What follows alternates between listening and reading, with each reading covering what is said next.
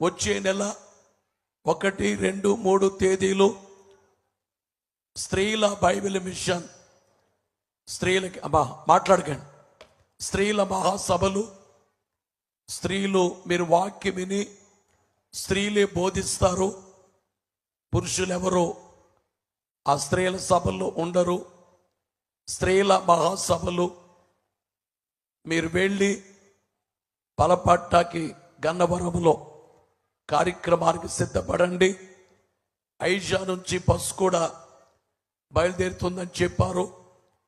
మీలో వచ్చే స్త్రీలైన వారు ఆ మంచి అవకాశాన్ని సద్వినియోగం చేసుకోండి. అక్టోబర్ 7, 8 యవనస్తుల సభ కుమారులకి గన్నవరంలో, విజయవాడ గన్నవరం. 9, 10 కుమార్తెలకు 2 రోజులు కుమారులకి